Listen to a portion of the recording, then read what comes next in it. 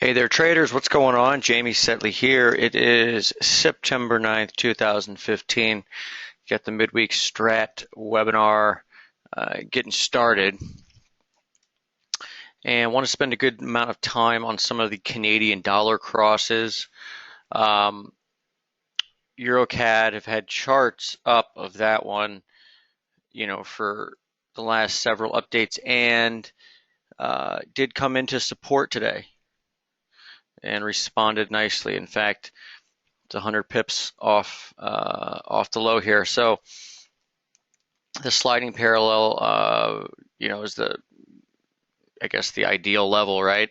And that we were looking at ended up also being, if I reference this stuff a lot, but it was daily reversal support.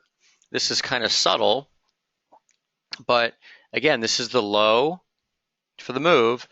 The close that day, 1657. Today's low, 46.62, 46.57. So just a few pips there off that level.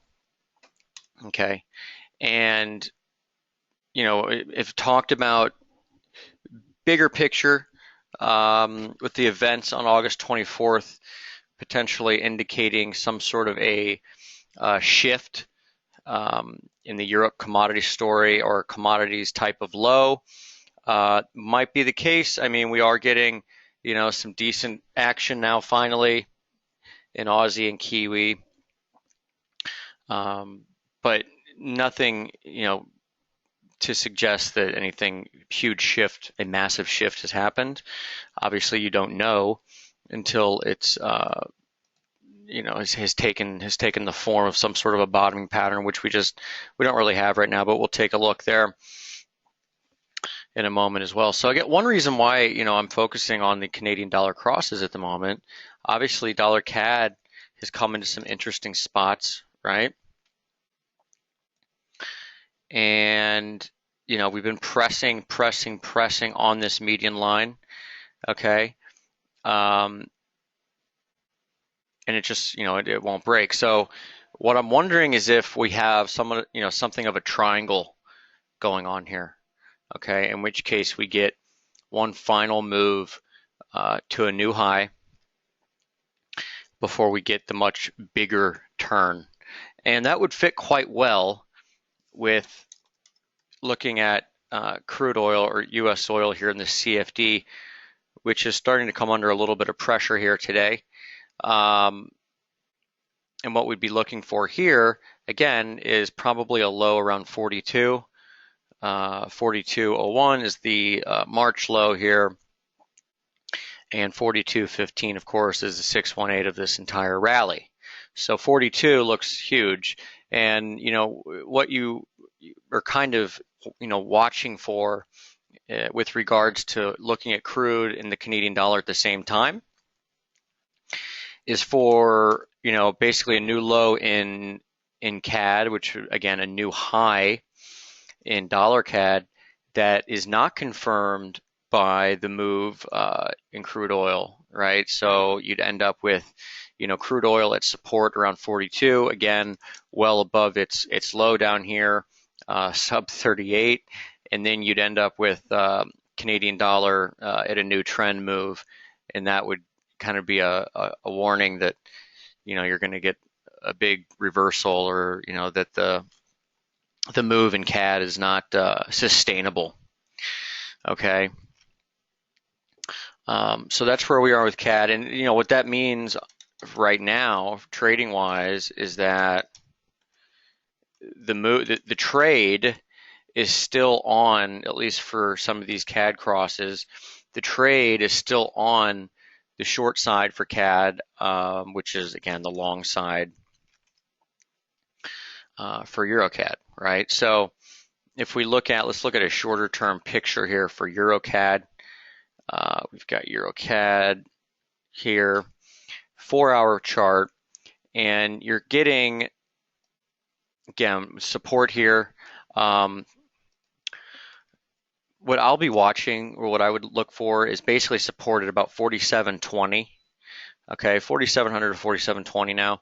4,720 is the low here from that post BOC hour close, right? You got the initial spike down. We closed there, rallied back up, kind of stabilizing now. So be looking for 47.20 support. Stop under 46.60, which was the low here today.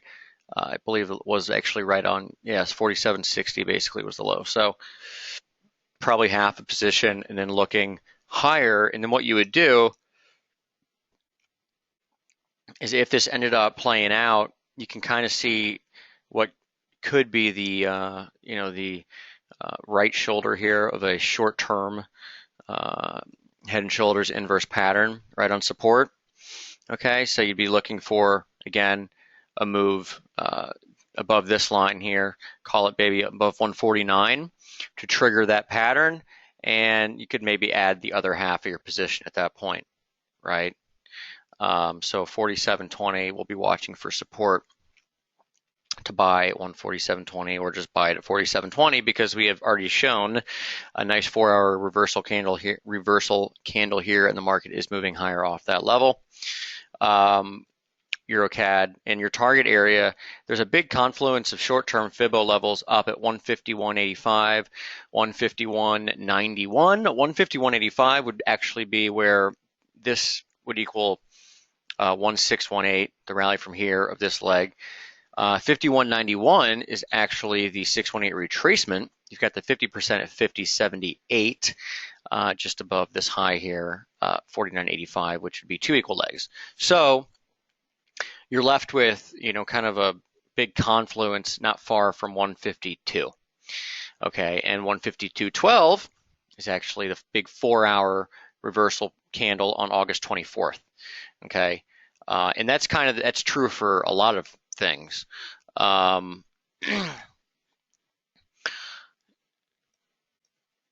Raj says, why short Aussie CAD and long Euro CAD? Why not?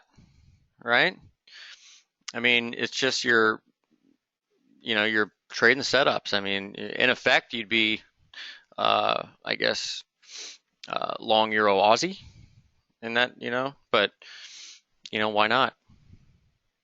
The setup's the setup with defined risk, right? I don't see, any reason. I mean, you've been long pound dollar and short euro dollar before, right? Those are $2 pairs. So I see no problem playing two CAD pairs on different sides. Again, CAD's coiled up, Raj, so it's going to break one way or the other.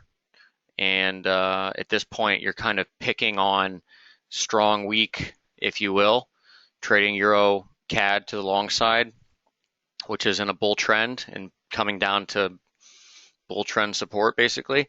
And you're trading Aussie CAD to the short side, which has broken down from a massive consolidation that lasted over 2 years, or 2 years exactly, 24 months. And you're basically looking to sell that retest to the breakdown level, right? So they're just two trades and with, pretty well-defined levels. I mean, it's, don't want to think too hard about it, right? End up questioning all kinds of stuff. So in any case, this is your EuroCAD bull trend, and you're buying dips in an uptrend, and that's pretty much it. Okay, so we'll get to these other CAD crosses here. Pound CAD is obviously another one that's super interesting. We'll get there in a second. But while we're on it, because Raj is asking, when we look at Aussie CAD,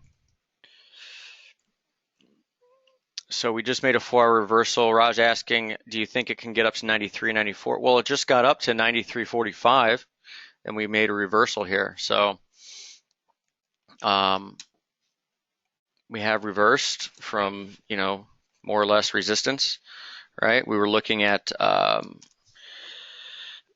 two spots, basically 93.60 and 94. Okay. Now this was actually the final. Remember from the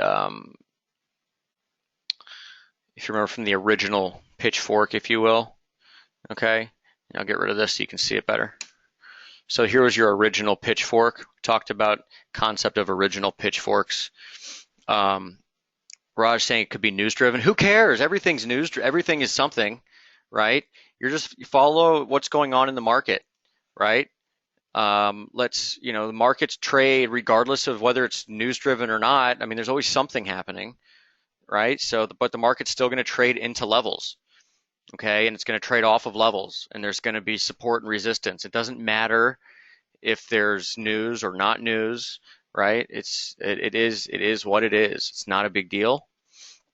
So don't, you can find a million reasons not to make the trade, right? But the trade's there, it's there. So this is the final support, resistance level that we have based on this slope. Okay, this was the original slope. You can see the median line was more or less, the low down here on, I guess that was the 4th. And since then, we've had a pretty steady recovery, but we did reverse, right, at this, what you would call the final resistance, because it goes off the final most, the high most to the right on this chart. So we did reverse there. And again, the final level, I guess, if you will say, that would be a resistance. And I'm going to scroll out here and look at a bigger picture chart.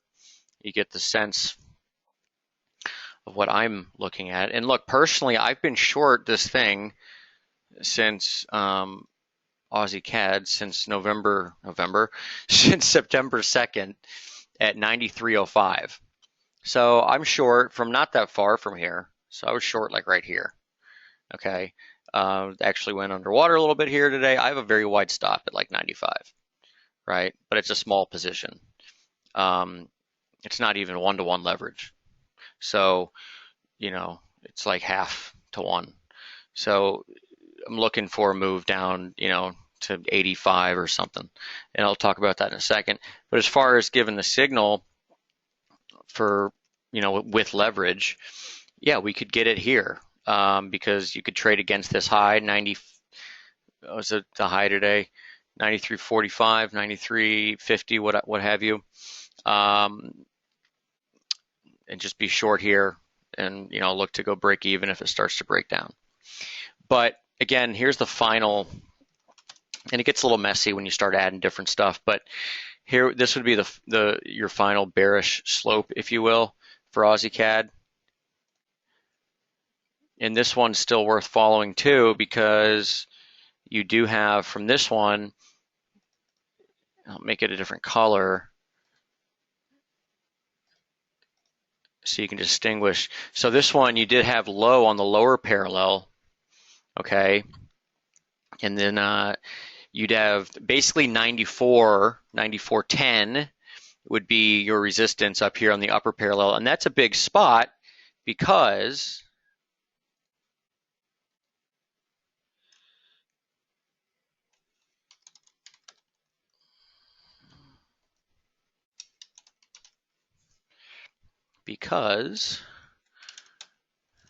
okay.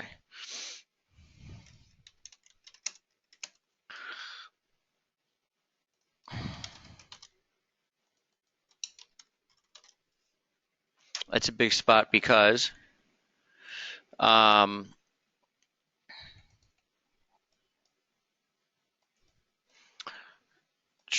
yeah, TradingView is great, Mark. I like it. Just kind of been trying to get used to it like over the last couple months. And then once I got used to it, I decided I'd start publishing stuff with it. And there's another reason I could do for me to do this over time is TradingView, is that I want to be able to, when I mark up my charts and everything, maybe I can share with subscribers, be able to send you guys like my templates so that you can have all the charts that I have marked up, right? So that way you can like just have them on there already. Anyway, so this is the daily chart, and yeah, I got to see about like the logistics of doing it, but it's something that I think would be awesome if we could do. I mean, I think it would add significant value to what we do. So again, we have basically you call it a head and shoulders pattern, whatever, it doesn't matter. Point is, this thing's been consolidating for 2 years within what was a pretty broad downtrend. Okay, so here's the weekly chart, and you can see this thing down, consolidation, start to break down again. The target for this thing, as we've talked about in previous posts, is basically 85, which is actually below the 2010 low. And 94 is just massive. I mean, look at that. It was low back here, 2013 December. 94 area, 94, 9360 to 94, basically support in 2014, throughout the year 2015, throughout the year of this year, and finally we broke it. So that's really your sweet spot, right? So, there's different ways to do this. You can just be short with a stop above, say, like 95, which is up here. Because if it gets up there, then I think it's safe to say this thing will have failed. Or you can try to be as patient as possible and see if you can get that 9360 or 94 area resistance up here on this upper parallel, which is the red one that I showed you on the intraday chart. Right? Now there's advantages to both and disadvantages to both. One, if you are not well capitalized, you probably don't want to do that. Just be short because you're going to be tying up trading capital. If you are well capitalized, then you might want to just put on a position and with a 95 stop, right? If it gets up to 94, you can obviously take a much larger position with a 95 stop than you can take when it's at 92.80 with a 95 stop. Okay, so you get a better price, a bigger size. That's kind of the name of the game. But in any case, we are looking, much lower still, and 94 is kind of your retest breakout level. 93.60, 94, kind of your retest breakout level, right? But after so many failed breakout attempts in 94, then it finally did it. A retest back to that level would just be a beautiful thing. Okay, so tracking it closely, I'll run different scans as I always do at the end of the day and see if we get any good signals there. But Aussie CAD still one of my favorite ideas. Kind of big. This is like more like, I guess, even position type of trade, not even necessarily a swing. I mean, look, it's to reconcile between what you see in like EuroCAD and DollarCAD, they're trying to turn. That's true, Mark, absolutely. That's a good point. He says, on the other hand, more positions, lower leverage, probability of winners could be much higher. Absolutely. I mean,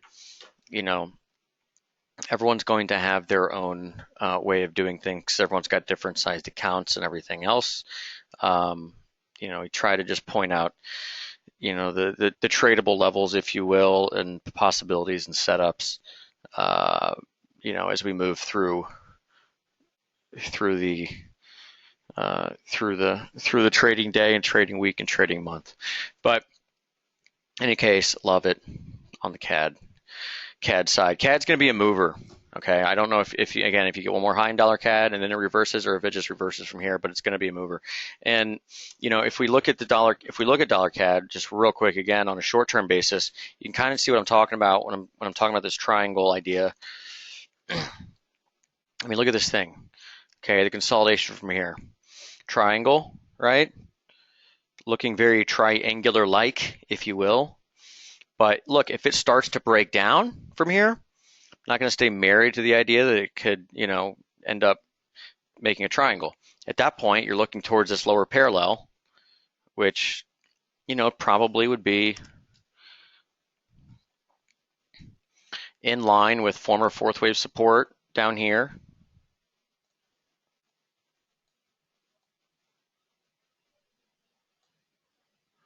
Over the next couple days, that'd be a pretty big move, 29.50 from here, 32.20. So Where's EuroCAD right now? 47.50.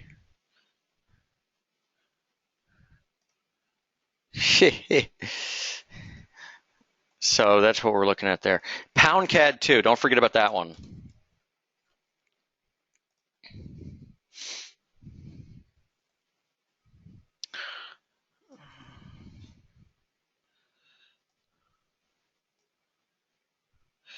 Right? Maybe making its own little right shoulder, if you will, right? Head, shoulders, and all that stuff. So pound CAD might be forming, a bigger, working on a bigger breakdown, if you will, to the downside. And again, I don't looking at EuroCAD on the long side, that's fine. I don't care. Pound CAD on the short side, that's fine. I don't care. In fact, it actually fits with the idea of a Euro pound long position, which would make sense because we're easing into support here, right? We're looking for that 72.24 region, 50% retracement of the rally from the August 18th low. It's also the high back here in July, so that's a real well-defined level, if you will. You've also got the sliding parallel there from this. I don't know if you can really see it that well. Kind of see it now, right? It's a sliding parallel from what would be a broader, even potentially longer term bullish structure, right? And Mark just said something, pound is, and I can't say the rest on here, but I agree with you. Pounds, I think there's huge risk on the downside in cable. And I actually just did an interview with FX Week magazine right before I started this webinar about the British pound and how they asked, are there things out there you're looking at that maybe the market's not looking at? And I said, well, yeah, cable, because there's still a lot of people that are bullish based on the fundamentals because of the, closer to a rate hike, blah, blah, blah, which means there's just more room for huge disappointment, basically, and for it to be totally screwed. All right. And if you look at the way this thing traded technically over the last year plus, it looks like it could really fall. I'm talking huge moves, and we'll get to that. But in any case, Euro pound's part of it, right? So Euro pound could be the bigger bullish structure we have here, 92.24, confluence of a lot of things, but kind of needs to happen like today or tomorrow. And tomorrow's BOE, so maybe it happens tomorrow and you get the recovery high in pound along with the recovery low or whatever in Euro pound. And for Euro pound on a long, I'd probably be giving it like a 71.50 stop down here. That's the low here on 821. At least that's what I'd be looking at as far as a stop's concerned. So, again, Euro pound getting into support.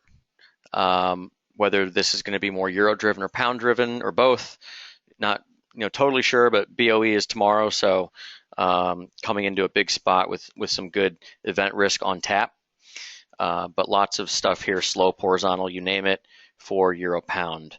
And as far as longer terms concerned, check this out.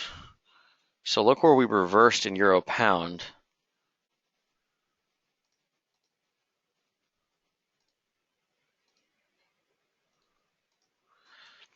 So here's your real long-term euro pound chart, okay? Weekly chart. Little dip below the lower parallel, okay? And this is a good slope to follow because you look at how the market traded at its median line from this thing, and really the huge breakdown started happening early this year right at the median line. Okay, we bounced from it last year, consolidated around it, made this big old triangle, and then the huge breakdown happened. Okay, even the upper parallel here was resistance for a time before it went haywire. And this, again, this would be kind of like looking at your original slope, okay? Because a lot of people would probably say, forget this thing after it breaks out through here. this is a weekly chart, so this is old, or long, not old, but long term, right? In any case, this is something you'd call like big macro support, and an area where you could get a really, really big low, right? Really big low.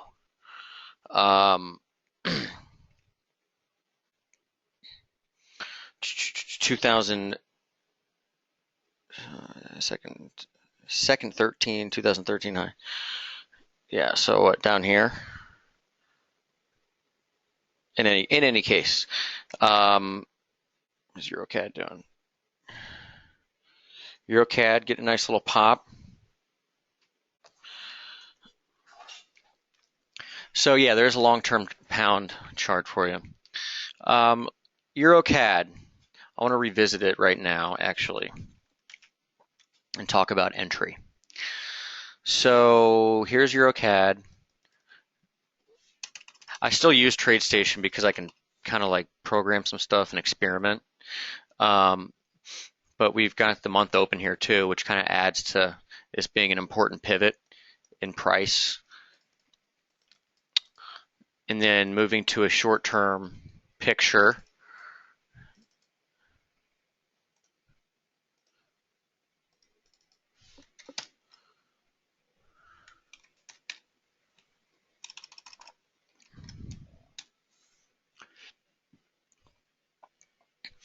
Working up in an impulse here, maybe a 1, 2, 3, 4, 5 pullback long. Sounds good to me. We're also going to get some momentum buy signals here today. Little blue guys, little blue dot. So things are lining up pretty well for a big EuroCAD long.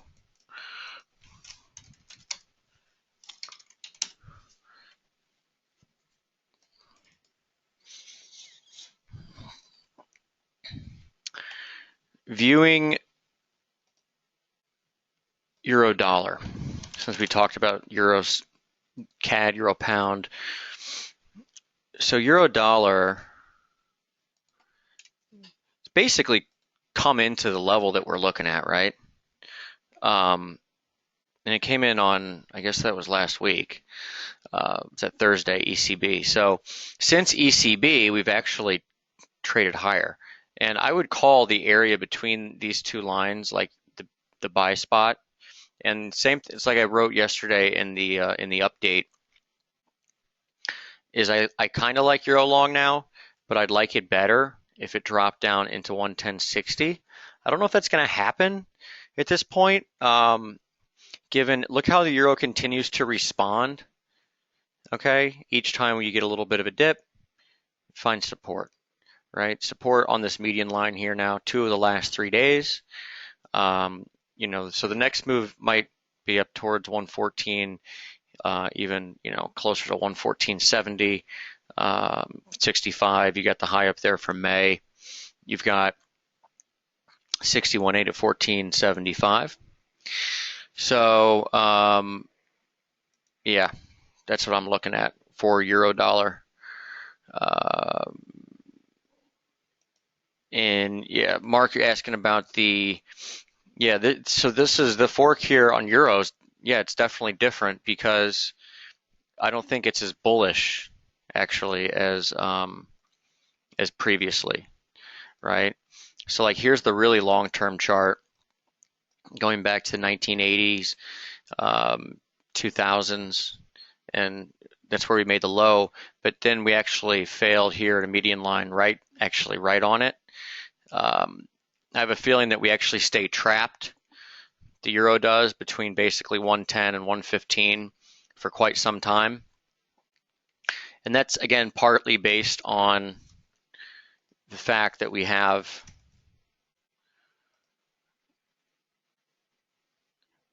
so there's an analog that's being followed right now for euro.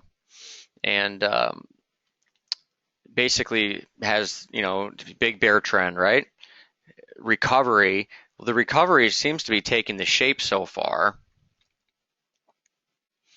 And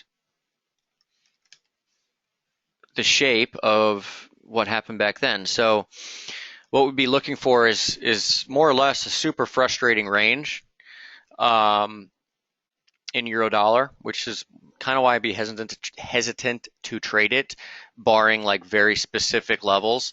So while I kind of like it long now, I'd say that I'd rather have it fail, this rally fail and go 110.60 and then look for a long, which kind of like throwing everything off. So be just super disciplined in what you're trying to do with the euro right now. Um, but eventually, this would suggest that we do get a huge upside surprise, right? So a lot of people are talking about the 1998 period in euro, but the 1998 period doesn't happen until over here, right?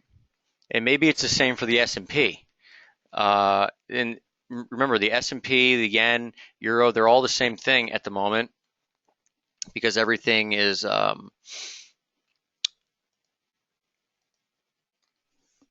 people buy equities in Europe and in Japan over the last year. They do it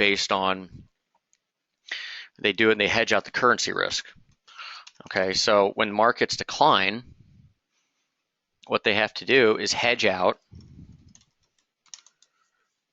their currency risk. And what happens then, here's the DAX, okay? And again, we still have this long-term bull here, okay? Watch for resistance probably, up here, but we could be in some sort of a range for a while. But they have to reduce their hedges, so that means they have to buy back euros. And when they buy back euros, what's that do? It makes the euro go up. It's not a safe haven. It's complete liquidation of their hedge, because as markets decline, your hedge becomes bigger than your actual equity position. Okay, so it's not a safe haven. It's just the way the market works. Anyway, looking at Germany and their DAX, obviously as it rallies, euro gets pressured. So we did come into resistance from the DAX, but I think the real big resistance is probably this line, the upper parallel. Why? Because it was such good resistance before. Resistance here, so June, May high, June high, nothing here, right? It's kind of support here in August before things really fell apart. But I'd be watching for this to come into play again. So maybe that doesn't happen for a week or something. I don't know, because it would intersect a former low over here in July low at about what 10,650 or so, right on early next week, like Monday to Tuesday. So maybe euro kind of limps into the weekend, and Germany kind of inches up higher into the weekend. Maybe that happens. I'm just thinking of a story here that I can tell myself with price action that if it happens, I'm going to put on a big position, right? So in any case, that would be a level that if reached, it would be a great spot to sell the DAX and buy the euro, because at this point they're kind of the same thing, right? That's what we're looking at as far as the German 30 DAX euro is concerned. And why don't we look at the S&P 500, right? So here, I'll get rid of this, and then we'll look at that in a second. So here we've got the S&P, and what's happening here? Well, let me put on those sliding parallels.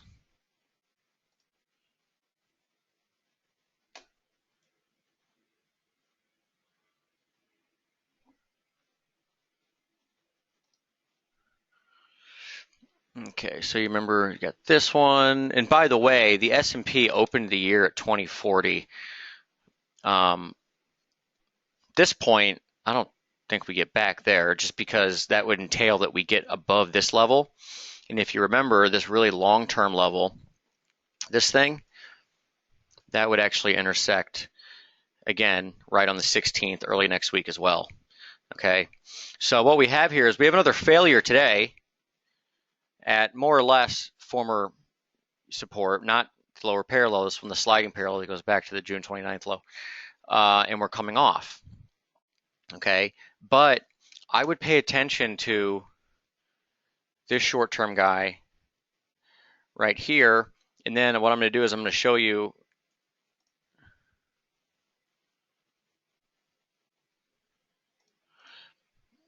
Okay, so I'd kind of start. There we go. So I'd pay attention to this thing as we come into the end of the day, and it's about 1960. So this is 65, so it's a little lower than that. If we start to get into this region, pay attention. If we break it, then forget it, fine. But if we hold it, it'll be something worth paying attention to, simply because of the DAX scenario that we're talking about. Potentially moving a little higher before we come off really, really hard, and that would mean the euro comes off a little bit before it goes really, really hard up. And also thinking about 2011. Now, a lot of times I don't necessarily like to look at something that's real recent, but the similarities just are, they're pretty striking right now. So with 2011 in the S&P. So if we go back to 2011, and yes, very different periods as far as, we're coming off a top, but we were also coming just a few years off of a massive bear market low. Okay, we've been rallying now for 6-something years, but they're similar in the fact that they both were, basically head and shoulder tops, I should say. So let's see, head and shoulder tops, right? That started in more or less February.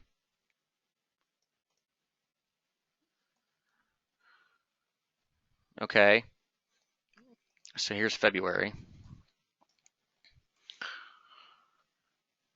Started in February, lining up perfectly. No, of course not. Nothing lines up perfectly, but it lines up pretty darn well. And check out what would happen if we continue to follow this. So let me move this down a little bit. If we line up the low day with this, it actually works out pretty well. So the lows would line up fairly well. April lows, May highs, July lows, July highs. The collapse here actually started, the current one actually started a little earlier, which kind of sucked because I was looking for a little more consolidation before it broke down, but whatever it did. In any case, the low, you can see the initial recovery. Again, black is now, and red is 2011.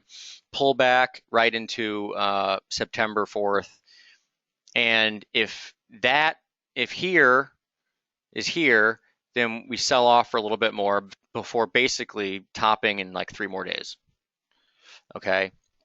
And obviously in FX world, that those implications are really big, because that means that in 3 or 4 more days, basically early next week, you take out your guns and you short the crap out of dollar yen and buy the crap out of euro. Okay. That would be the trade. Those are the implications right there. So again, potentially down hard here into, maybe into Thursday, and maybe, inching higher up into resistance, slightly higher than where we were this morning, before it's time to sell off hard again. Okay. Again, this is just an analog, but I think it's important to pay attention to, just because it's been following quite well. Okay. So there we have it with the S&P 500. All right. So on the short term, watch that 1960 area for the S&P. And again, bigger picture, I still think this is just a really huge area, what we've got going on. Remember where we bottomed? It does not, we get below this pink line or whatever, then things are really in trouble. Okay. As long as we're above there, this is a volatile range that deserves to be treated like a volatile range. EuroCAD 66, so making nice. Okay, why don't we just go through some of the dailies, and then for the more important crosses that we're looking at. So daily chart, dollar yen. Well, we did end up getting a top today at 121.20, wasn't it? Yeah, 121.20. The month open was 121.21. Yes, Dan, exactly. Below the pink line, the world is ending. That's kind of like my analysis, basically, at this point, is as long as the pink line is below the price of the market, the world is okay. But if, the market falls below the pink line, the world's over. You try having that conversation with someone, they'll think you're absolutely crazy. But that's all right. So here we have, I want to pull this up because you can see how this week I'm doing things a little different with these levels. What I'm doing is the ones that are in bold are the ones that might be in play for that day. So in this one, I didn't actually have 121.21 highlighted, but that's my bad. In any case, dollar yen 121.21 was your month open price, and getting a nice little pullback off of there. Obviously, 20 pips off the high. Near term, Mike's been following this. Again, as far as a trade's concerned, 21.20 is kind of your spot. The next level, probably bigger level, is probably about 21.80 to 22.15, and 21.80-ish, 21.85 to 22. 21.85 December high, 22 is the March high, and then you've got the 618 of the entire range from the top is actually 122.15. And if we just take that to the latest, if we take that to the latest high, move it this way, it's actually 121.80. So that 80 spot is really big as far as resistance is concerned for dollar yen. So 121.80, maybe that fits with early next week, potentially. Okay. Maybe testing that median line again, the really, really long-term one.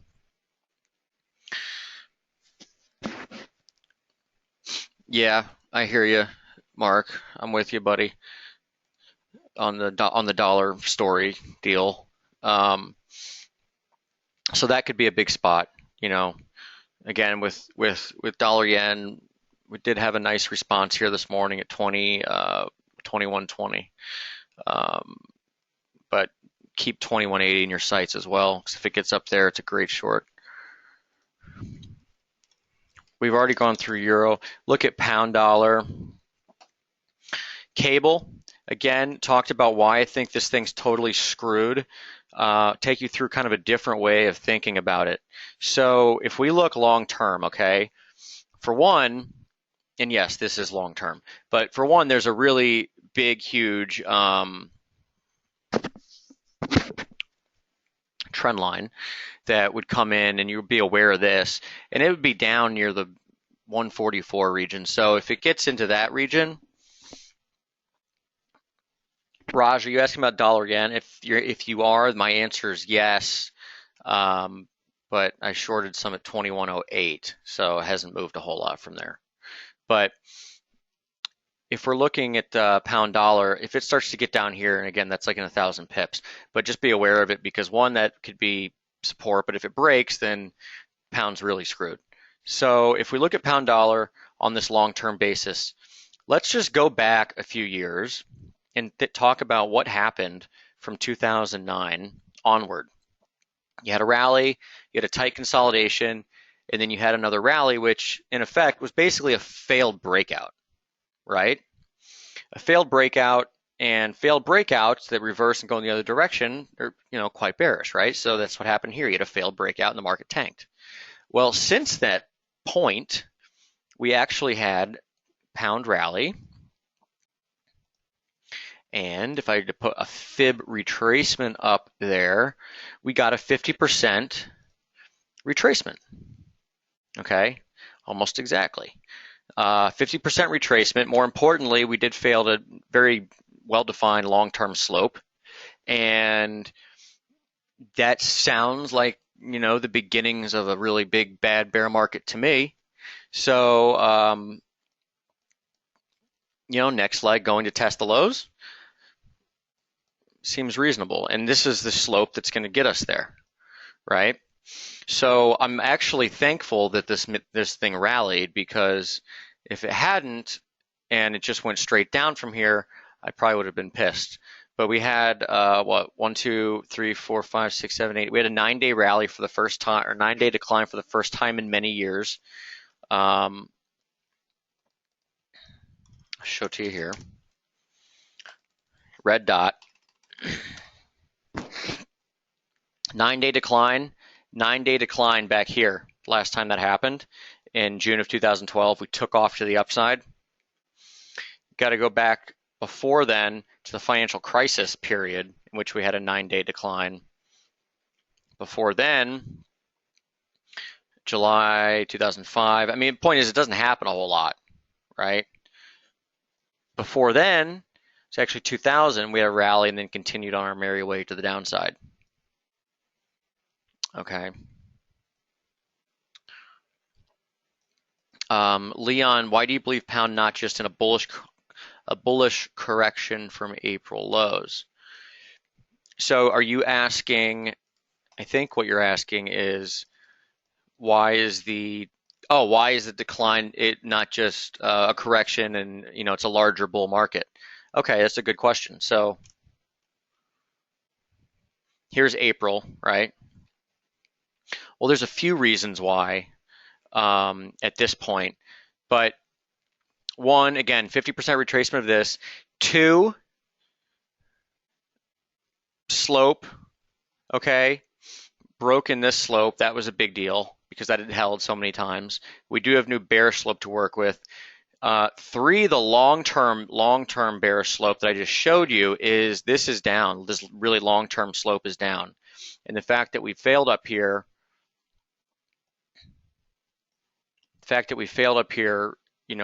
pretty precise, to be quite honest, was a pretty good indication. And probably the biggest reason why, Leon, is actually the long-term RSI picture. So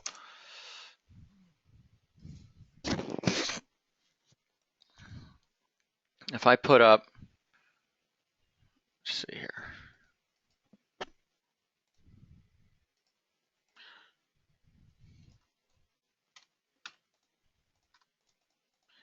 I'm just going to put up, I'm going to get rid of everything except for RSI.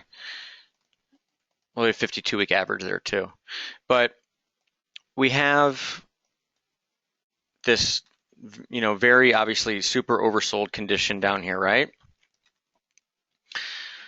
That's, in line with broader kind of bear market territory. But look at where the recent rally is. Recent as in June, where it failed from. It failed right here at 60. So that's kind of your,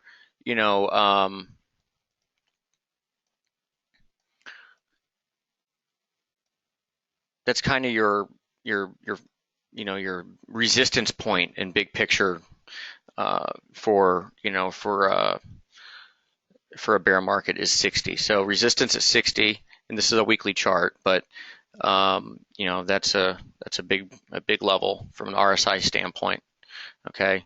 So, and we also finally, we also have this as a classic pattern, but we have this head and shoulders top, right?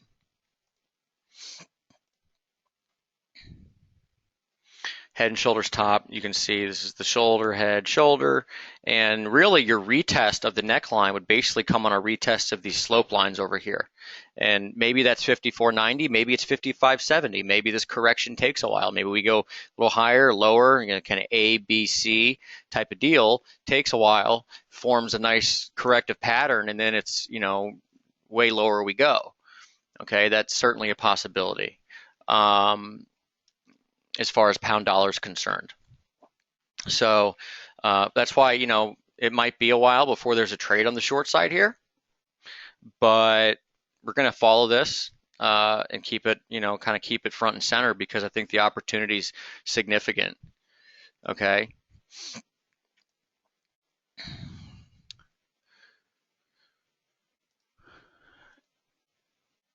So there we have, that's pound dollar. Again, we got BOE tomorrow. I'm not sure BOE is going to be that big of a deal.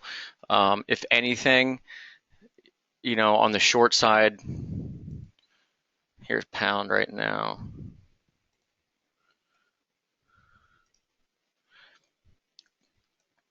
if anything, you'd probably be looking for some support.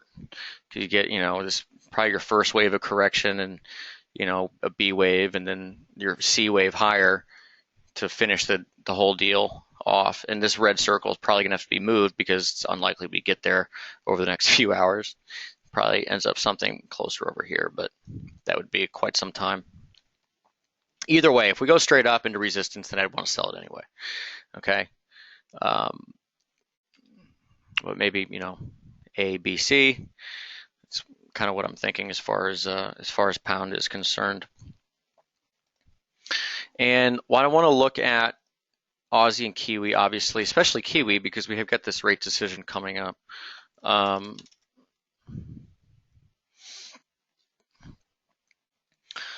So here's Kiwi, and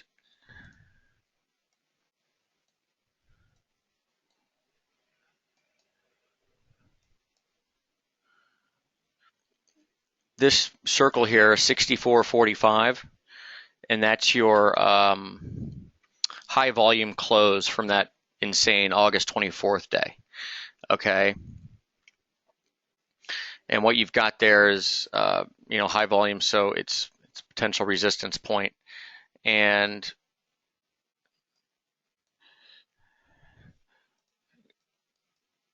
good old active 1 to 2 o'clock hour has been going on here in the S&P 500 as we get down into 1659. So this should be interesting to see how this market wants to react right now. As you can see, dollar yen's actually not doing a whole lot right now.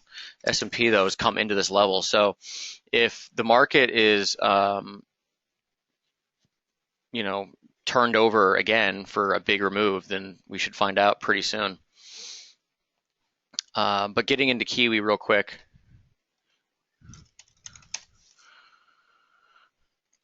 That 64.45, here's the same exact chart, and you can see you've got the really short-term upper parallel up there, 64.45. Okay, so I'd keep an eye on that one. Again, if these commodity currencies are trying to make broader, bottoms or something, at least for a squeeze higher, and it's going to be more of a process. In my opinion, 64.45, 64.60 would be resistance. Watch for a pullback. Would potentially be watching then for, pullback into the week open at some point, which puts you at 63 on the nose, 62.90. Okay, so this is that same thing, same exact structure. So 20-day average, 64.45 to 64.80. region, okay, resistance up here, pullback, and that might give an opportunity for a buy that could be a really quick squeeze move to the upside.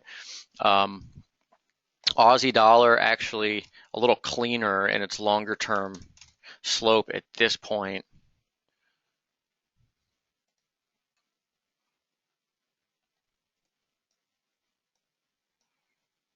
Okay, this goes way back.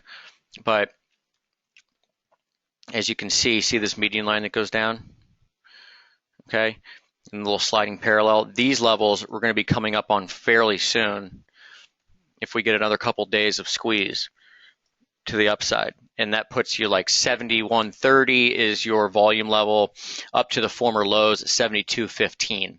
Okay, so that's where those come in, and that might be kind of your next area. Now the long-term lower parallel is actually not that far away either, but there's a couple to look at, and there's 67.50 to 68. So that gives you basically a range of roughly 71.30 to 72.15 as resistance, with 67.50 to 68 as support. Okay, on this long-term picture for Aussie. Okay, so those are the levels I'd probably be looking at as far as trading right now for for Aussie, and for Kiwi 64.45. Okay, for RB and Z, big level to pay attention to. What's going on here? Let's take a look at the S&P. We get any bounce on that? A little bit. Didn't crash through it, at least.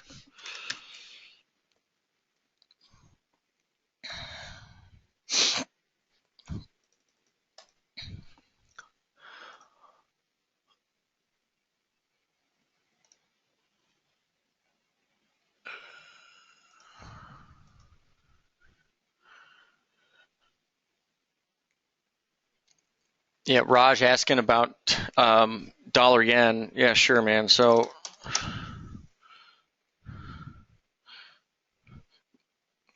with dollar yen, short side, I like it. I like it even if it gets up to 120, 180, 122, and if stops above 123. Okay. Daniel asking good question here about fundamentals and the analysis. So here's the deal with that. To me, and this is the answer I always give everyone, but to me, the price action is what is that is fundamental. Okay. And, the news event here and there, whatever, you look on a chart, I'll show you where there's capitulation. You show me where there's like NFP or something. Um, the understanding of how the market is right now and that equities are, moving in a specific way. All right, how does that affect the funding currencies, euro and yen? Yeah, of course I take that into account. That's why I look at the S&P chart so many times if I'm looking to trade euro, looking to trade yen, right? But as far as you know, pointing out the GDP or whatever, no, it's not gonna. I'm not gonna take that into account, right? But this is the stuff that I am looking at. Okay, so euro, yen, funding currencies. Look at DAX. Look at Nikkei. Understand where their levels are and if the market's coming off or not coming off important price levels. Um, for example, we did talk about the Nikkei coming into its year open price the day over here at this low. That's why I'm only looking for a retest of the low, at least the closing low at 1843. We actually came up 8 pips shy, and then the market stopped us out for a very small gain. But yeah.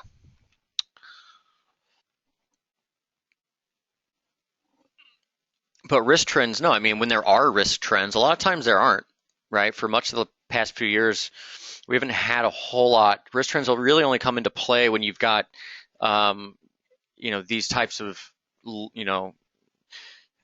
almost like margin call market conditions, basically, where people are forced to cover hedges. It's really the only time that it really, really matters.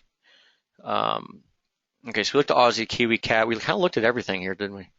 Look at Pound Yen, because I know that a lot of people want to look at that.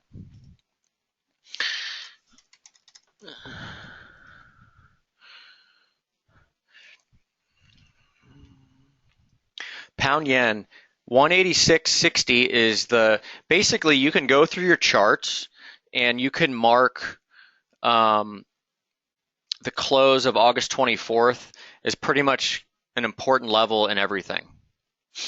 Okay.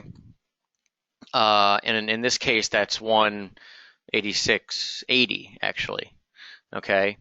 Long term, we actually broke some important levels here, but we didn't follow through. This slope is going to be worth following, this bearish one here, for some time. Look at where we found. This was the midline between this line and the median line. Okay, you call it the 50 line. Some people call it that. But we ended up coming right off that spot. Okay, reversing that day on the 7th, have come back. For me, the confluence is a little higher. As far as slope confluence, it's closer to 87.75. It's in line with highs over here from, what's that, December. If I put up a fib here, it's the 50% as well. Look at that, 87.75. So 87.75, pay attention to that level. You got slope that goes way back, that came into play as support down here in July. It was resistance here again in August, and would be looking for 87.75 as a potentially big area of resistance. Okay, and you just got, you've got this stuff up there too, obviously. So that's pound yen. Okay, 87.75 looking like a big spot for resistance. In cable against yen. I have the same exact stuff drawn here on this weekly chart. Okay, so same thing. Ultimately, the really big supports might come in some point in October, and that could be down here on this lower parallel. That would be down near 172, right? So you can see this line weekly. You can go back and see it a little further. You've had some interesting resistance. You've traded around it a lot, so it hasn't been that reliable, but you have had some resistance and support there, most notably the July low, right? And the fact that it intersects 87.75 over the next, week or so is interesting. What about Aussie and now bullish? I mean, depends on your time frame, I guess. Here's Aussie yen, so actually took us out and it's coming back a little bit. Aussie yen, again, pointed out this is long-term downtrend support. Okay, we're bouncing from that point.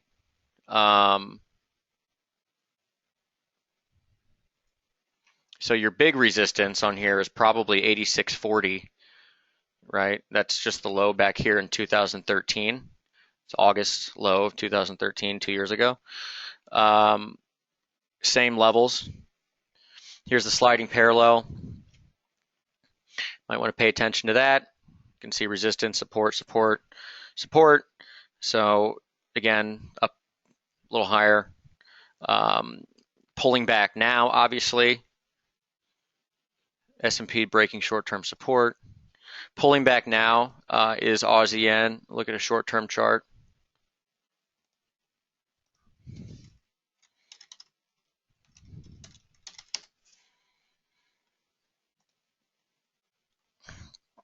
Here's Aussie yen.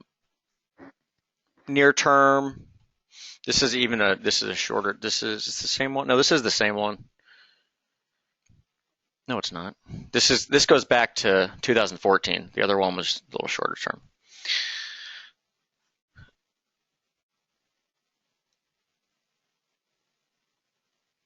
Oh, that's the exact 50 line there. You've got a nice kind of making an impulse here on the upside. Probably be looking for pullback. Be aware of 83.60 and 83.10. This old structure that we had, right, that we were selling on here didn't work out.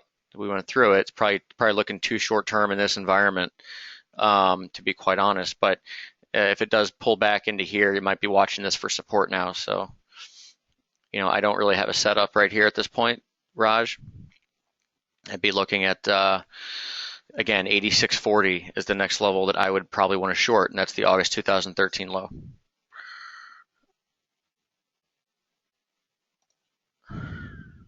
All right, so RB and Z is the next big one on tap here. S&P kind of, still following that 2011 analog. Look, you're going to get all kinds of, if you haven't figured it out by now, even a bear market, if that's what this is, you get vicious rallies, total fake outs, right? So, we'll see.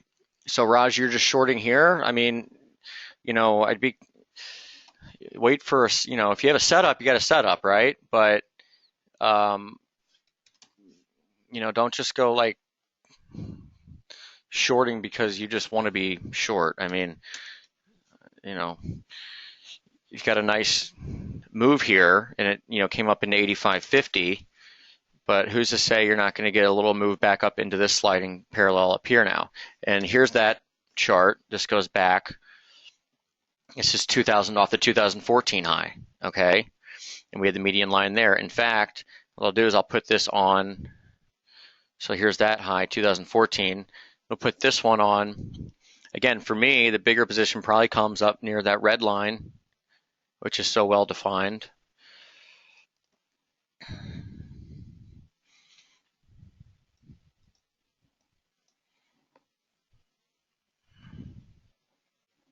I don't have swing position here. I honestly don't have much, okay? My best guess is probably some sort of a correction playing out from the low, much like a lot of things, and Aussie and Kiwi in particular. So that means that you could see a pullback, a decent amount, 83.50, 83.60, pullback, and then get another push higher into 86.40, and then look to take that short. Okay, There is a bigger short in here somewhere. I just, is it right now, this exact second? I don't know. I don't have a level to sell on my chart right here. So I'm not talking about like 50 pips, I'm talking a little differently. Bigger moves, so I think there's a bigger squeeze in the works. Doesn't mean you can't pull back from here down again to the mid 83s. Okay.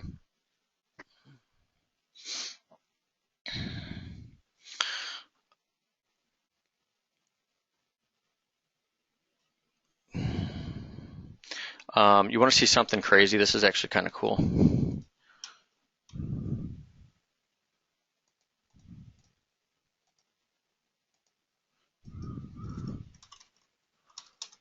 All right. So check this out. So this is Aussie yen. The little red dot, or red dot, not red dot.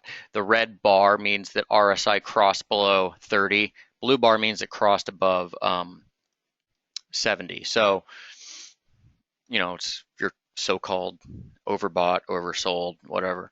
Anyway, weekly charts, Aussie yen, doesn't happen a whole lot. I mean, very strong moves, right? You're going to get your overbought and oversold stuff. Well, we turned oversold last week, the week of September 4th, right? First week of September. Okay, now we're getting a bounce. Let's look at the last time this happened. Okay, it happened September of 2011. The next week was actually a reversal and we went higher. Okay. We had a topping process take place, obviously, the financial crisis. The week that we went oversold was the exact same week.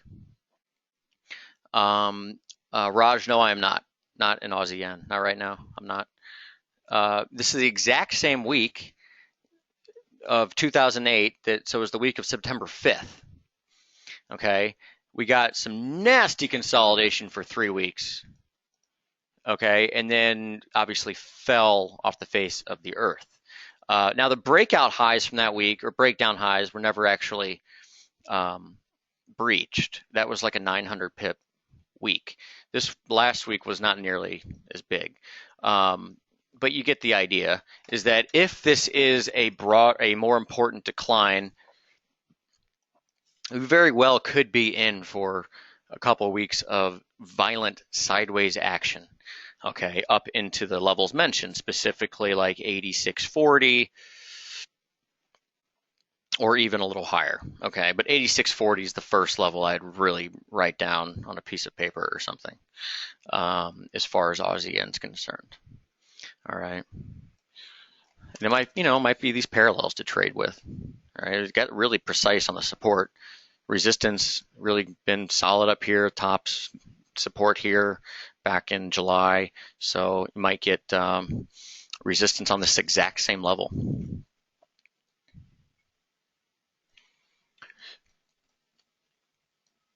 Yeah, so Daniel, yeah, so risk trends, yeah, of course I take that stuff into account. That's what I'm saying, is I understand what the S&P is doing, I understand what global markets are doing.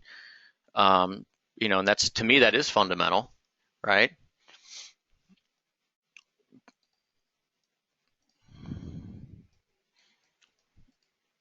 So that's where we are with the with Aussie yen, which is at this point is your most, and Daniel, you actually notice that a lot of, so I haven't traded Aussie yen in a really long time, but traded it now because we're in the time where it's worth trading Aussie yen. Aussie yen can be really terrible and suck for a lot of for normal conditions, because Aussie and yen will move together and it'll be extremely choppy, but you'll get moves out of Aussie yen during times of your so-called risk trends, right? So that's kind of the time that we're in. But again, I warn you, we're probably in for a couple of weeks of more volatile sideways action to prepare the market for the next move, whether it's up or down. My guess with Aussie yen is probably down, just given the significance of the breaks that we've had here. and the bear slope we've got to follow should hopefully help as far as trading Aussie yen's concerned.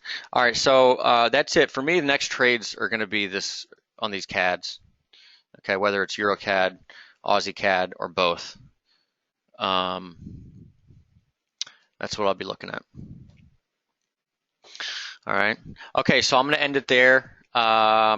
Everyone, thanks for attending. Take care.